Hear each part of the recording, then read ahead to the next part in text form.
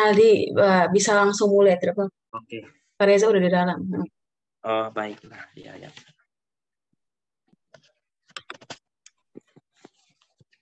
Oke, baik.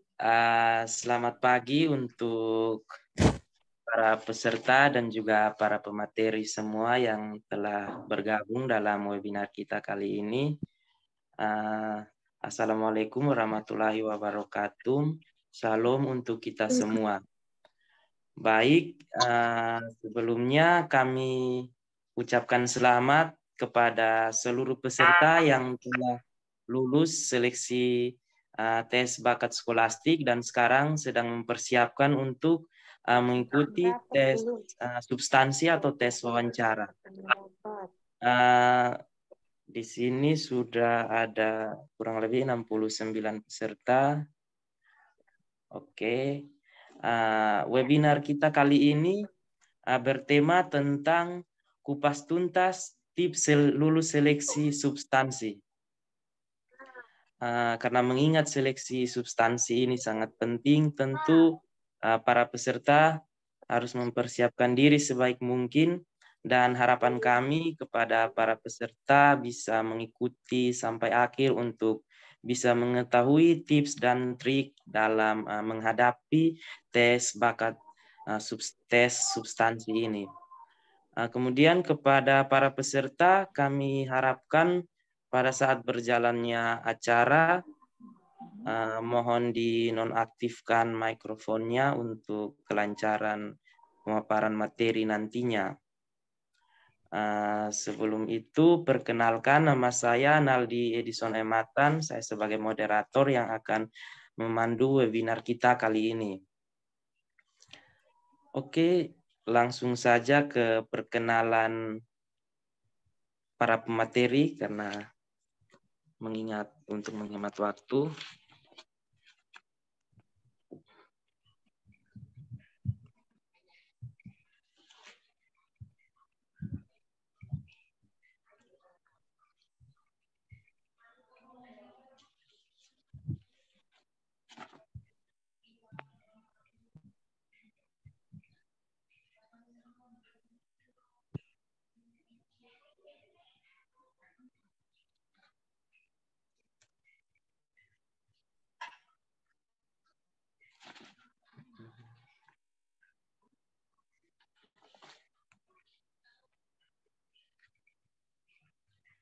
Baik, untuk perkenalan pematerinya masih menunggu video. Tes ini belum terlihat ya? Ya, belum, Kak. Bentar ya, bentar. Belum. Oke.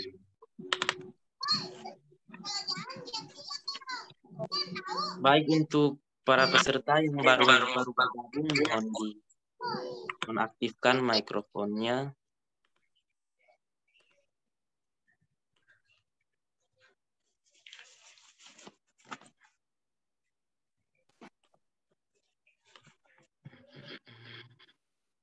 Yang ini sudah. Ya, sudah, Kak.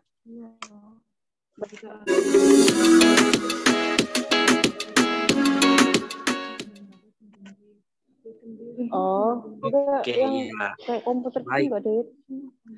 Coba dilihat. Baik, untuk pemateri kita yang pertama itu ada Dr. Thomas Erikson, asal Bengkulu.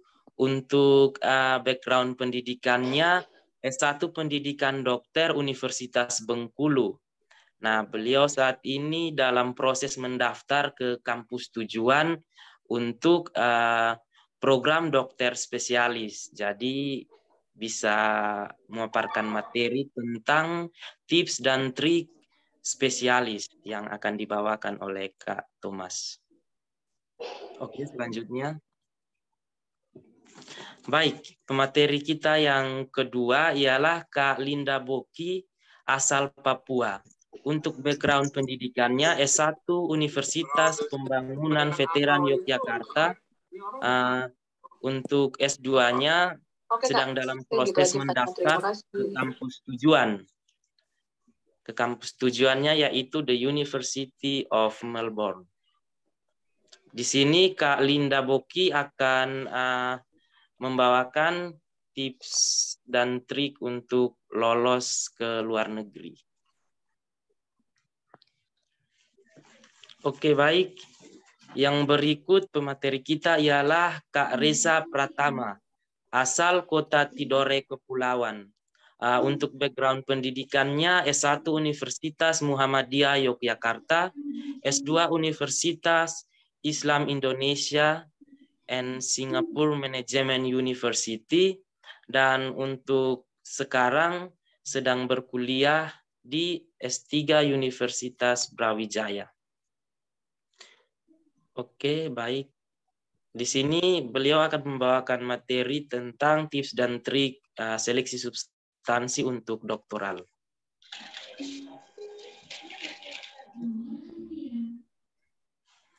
Baik, yang berikut ialah Kak Nur Fadila Yusuf, asal Jakarta. Untuk background pendidikan S1 Universitas Jember dan S2 Universitas Negeri Yogyakarta.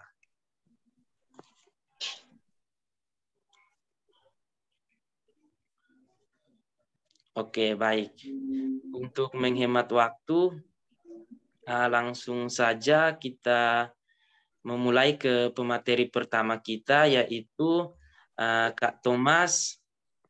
Di sini akan membawakan tips dan trik spesialis. Untuk waktu dan kesempatan kepada Kak Thomas kami berikan. Terima kasih, Mentor. Izin apa suara saya terdengar? Ya, terdengar. Terdengar. Oh ya, boleh slide-nya, Kak.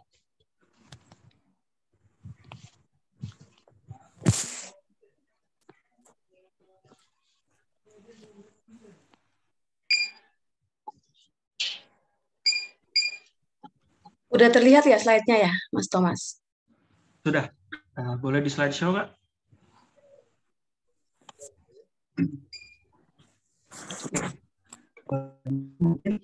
Assalamualaikum warahmatullahi wabarakatuh. Selamat siang kalau di sini. Selamat pagi ya. Selamat pagi.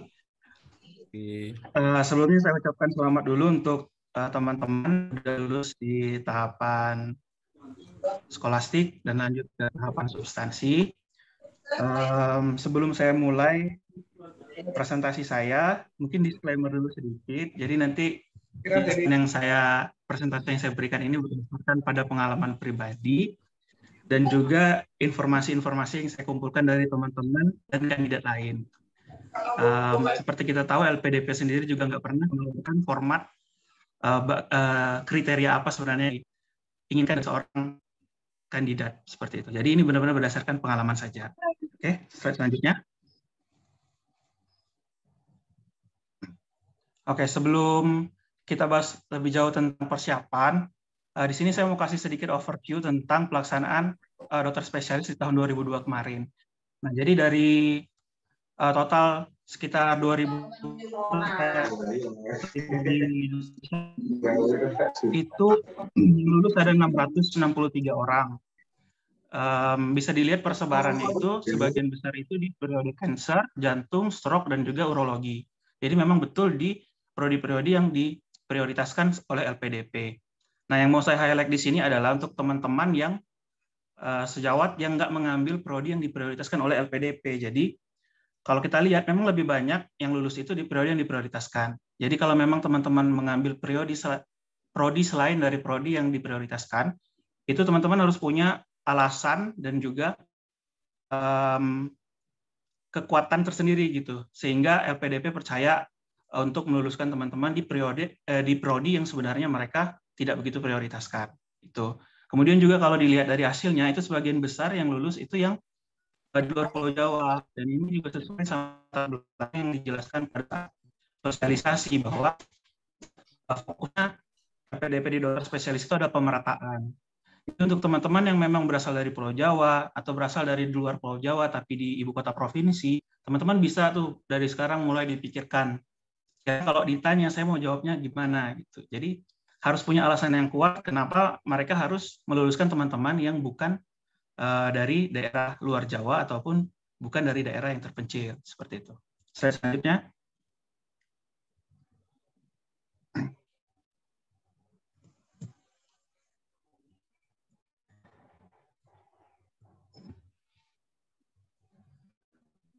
Nah, untuk persiapan tes substansi ini, saya coba bagi menjadi 3. Pertama, before interview, during interview, sama after interview. Jadi persiapan-persiapan apa yang kira-kira saya bisa sarankan ke teman-teman untuk dilakukan supaya mendapatkan hasil yang maksimal.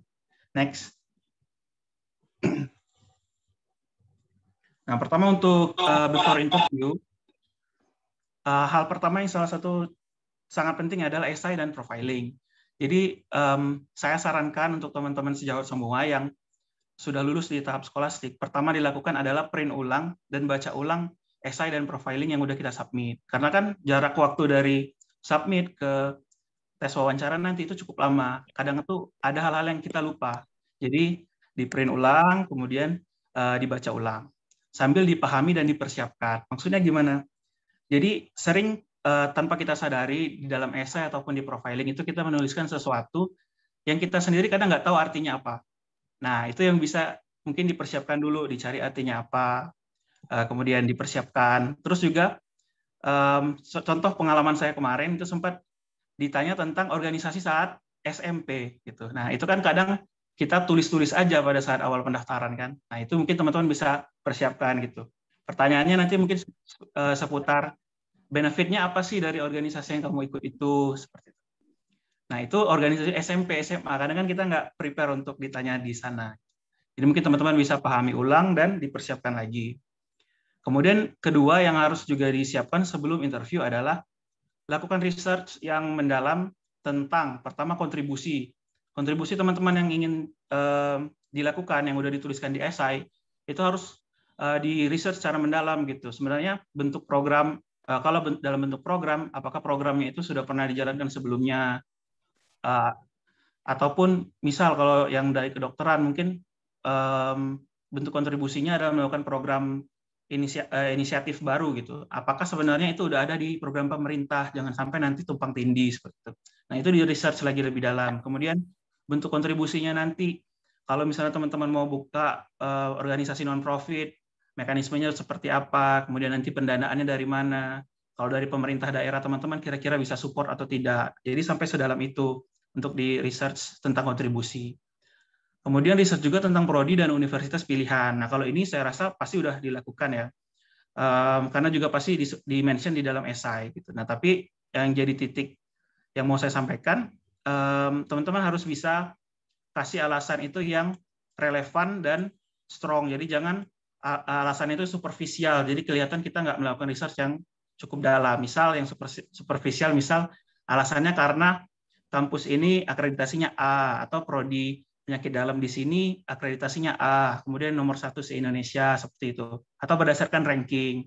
Itu sebenarnya boleh di-mention ketika di interview, tapi mungkin jangan dijadikan alasan utama. Jadi teman-teman cari yang lebih dalam lagi. Misal, teman-teman ingin ambil prodi radiologi, kemudian bentuk kontribusi teman-teman itu ingin masalah yang diangkat di esainya itu berfokus ke CA-MAME misalkan. Jadi teman-teman mungkin bisa alasannya, saya memilih untuk ngambil prodi di UGM karena UGM merupakan pusat rujukan untuk kasus-kasus women imaging gitu. Jadi benar-benar dari jawaban itu kelihatan kalau teman-teman itu udah research terlebih dahulu gitu. Jadi jangan terlalu superficial. Terus yang selanjutnya mungkin sumber daya manusia dokter di daerah yang memberikan rekomendasi. Teman-teman harus tahu ada berapa dokter yang sudah ada di sana, dokter spesialis yang sudah ada di sana. Kemudian persebarannya gimana? Statusnya PNS kah, PTT kah, sudah mau pensiun kah, atau sekarang sebenarnya udah ada yang lagi mau sekolah. Jadi teman-teman tahu. Jadi ketika ditanya teman-teman bisa jawab. Terus yang terakhir itu daerah tempat asalnya. Sama tadi, misal teman-teman coba daftar di prodi radiologi, tapi dapat dari tipe D yang di sana belum ada fasilitas radiologi bahkan, atau belum ada USG, belum ada mamografi, bahkan belum ada X-ray. Nah, jadi teman-teman bisa nanti ditanya tuh, nanti gimana kalau udah lulus tapi di sana nggak ada fasilitasnya. Jadi benar-benar disiapkan daerah kembali yang saya maksud itu tuh fasilitas dan sarana prasarana di daerah yang akan kembali nanti itu seperti apa gitu. Selanjutnya persiapan sebelum itu mocking. Nah, ini salah satu yang sangat penting sekali karena dari mocking ini kita atau latihan wawancara ini kita bisa ngelihat sesuatu dapat review dari teman yang kita nggak sadari gitu, yang kadang kita nggak bisa menilai diri kita sendiri gitu kan. Baik itu dari cara kita berbicara, kemudian body language kita, terus latihan durasi gitu. Nah, dan penting juga untuk mocking interview itu lintas jurusan kalau menurut saya. Jadi kalau teman-teman dokter nanti minta mocking interview sama temannya yang bukan dokter dan juga yang dokter gitu. Jadi bisa kasih point of view yang beda karena kadang kita bicara mungkin orang lain yang nggak dokter nggak tahu maksudnya apa. Jadi kita bisa kasih dalam istilah yang lebih awam seperti itu. Kemudian juga dari mocking ini kita bisa mempersiapkan teknis. Jadi pengalaman kemarin banyak banget teman-teman yang ketika udah mau mulai interview ternyata audionya itu nggak nyala sama sekali.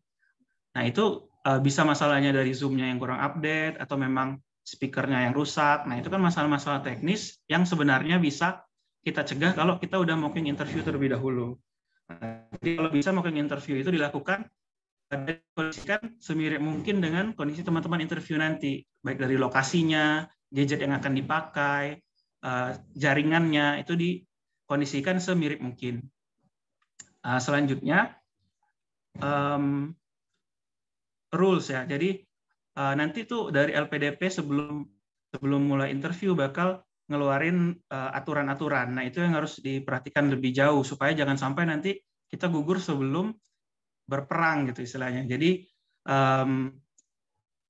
karena ada hal-hal yang kita lakukan kesalahan.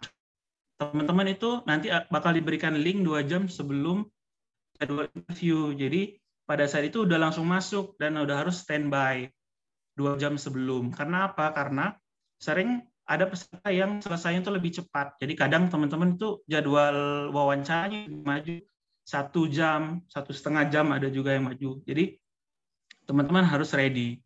Kemudian ruangannya jangan sampai nanti ada orang yang lewat, kemudian juga yang sopan, kalau bisa pakai batik. Dan juga larangan-larangan jangan sampai dilakukan seperti merekam, kemudian memakai masker, terus makan minum, ke toilet, itu semua nggak boleh dilakukan ketika interviewnya sudah berjalan. Yang terakhir, persiapan diri, banyak jaga kesehatan dan juga doa. Karena semuanya kan juga nanti dari Tuhan ya, jadi selain berusaha juga doanya juga mantapkan lagi. Next.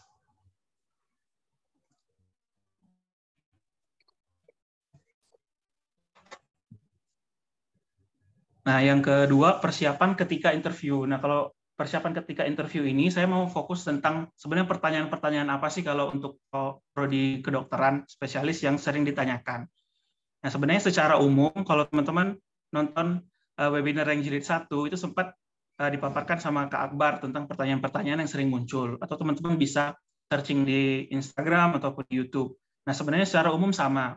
Tapi di sini saya highlight beberapa pertanyaan yang menurut saya cukup sering ditanyakan untuk prodi dokter spesialis ya.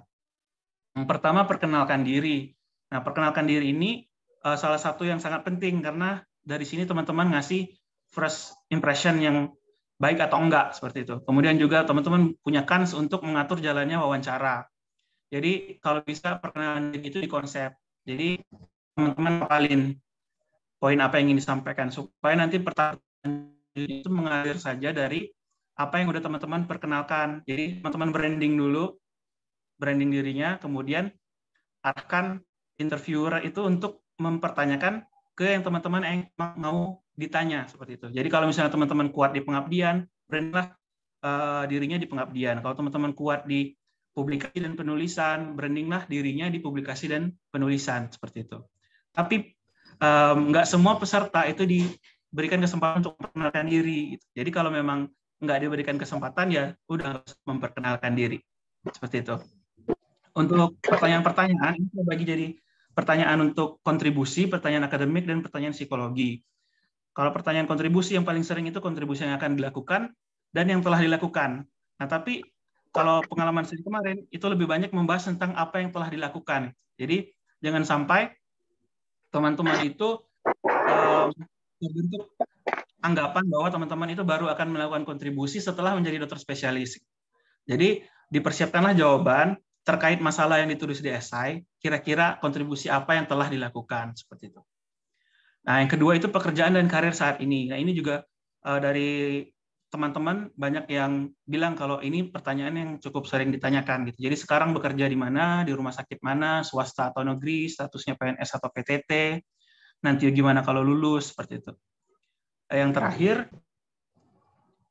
komitmen kembali dan mengabdi. Nah, ini biasanya kalau teman-teman yang bekerja di rumah sakit swasta atau teman-teman yang bekerja di daerah Jawa atau di ibu kota provinsi. Jadi pertanyaannya nanti kira-kira siap nggak kalau misalnya setelah selesai pendidikan itu ditempatkan di daerah 3T.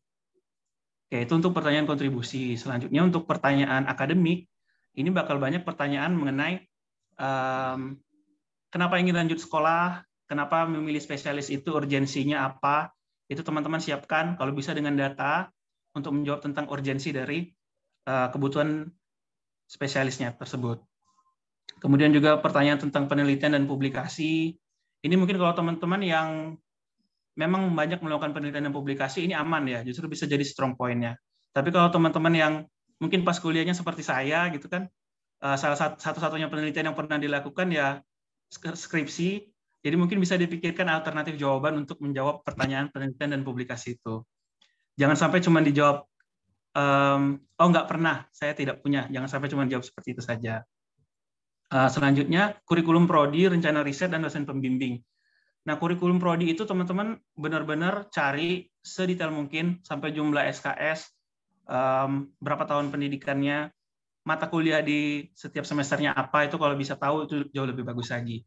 Rencana riset dan dosen pembimbing juga, dosen pembimbing kalau bisa sudah dihubungi dan ada buktinya yang bisa disampaikan ke interviewer. Rencana riset sejauh mana harus kita pahami. Tidak usah sampai bikin proposal, tapi setidaknya teman-teman udah punya gambaran di dalam kepala latar belakang kenapa memilih itu, kemudian kira-kira nanti metode penelitiannya bagaimana, seperti itu. Selanjutnya terakhir untuk akademik itu persiapan yang telah dilakukan untuk lanjut sekolah. Ini juga sering ditanyakan.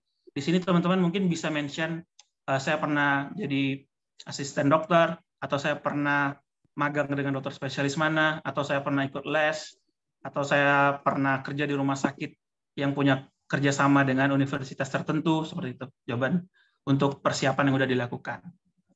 Terakhir pertanyaan psikologi. Nah ini kalau untuk prodi dokter spesialis yang sering sekali ditanyakan itu adalah status dan family support.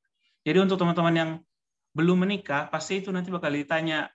Apalagi biasanya dokter umum belum menikah itu udah di usia 20 akhir ya. Itu nanti pasti bakal ditanya, kira-kira nanti kalau sekolah gimana? Mau menikah pada saat sekolah, apakah memungkinkan? Atau mau menunggu setelah sekolah, seperti itu. Terus juga sering ditanya, kalau yang sudah menikah tuh ditanya lagi, istrinya gimana? Istrinya dokter juga atau enggak? Nanti istrinya ikutkah? Seperti itu. Kalau istrinya PNS, mau enggak istrinya lepas PNS? Sampai sedetail itu teman-teman ditanya. Jadi harus juga disiapkan pertanyaan tentang family support, status, dan menikah atau belum. Terakhir, tentang kehidupan koas. Ini juga banyak ditanya, tapi biasanya dibungkus, kalau dari saya, analisis saya aja, itu banyak pertanyaan tentang bagaimana coping mechanism kita, gitu. Cara kita bersosialisasi, cara kita menghadapi stres, ketahanan kita, itu ditanya tapi dibungkus dalam pertanyaan-pertanyaan koas. Jadi nanti pertanyaannya bisa kayak, oh dulu koasnya di mana? Lancar nggak koasnya? Apa masalah terberat pada saat koas? Bagaimana mengatasinya? Seperti itu. Terakhir, closing statement. Nah, ini juga salah satu yang paling penting karena ini yang membedakan dengan kandidat lain gitu. Jadi alasan kenapa LPDP harus memilih teman-teman sebagai kandidat yang terpilih seperti itu. Dan kalau bisa ini saran saya, karena yang memberikan kesan terakhir itu kan di closing statement. Jadi teman-teman harus bisa kasih sesuatu yang memang benar-benar entah itu menyentuh, entah itu paling berkesan, atau yang magnificent gitu, yang mengejutkan, sehingga teman-teman itu memorable di mata interviewer. Atau bisa juga dikasih quote yang teman-teman anggap, oh ini quote keren nih kalau saya taruh di sebagai closing statement, itu juga nggak masalah. Oke, lanjut.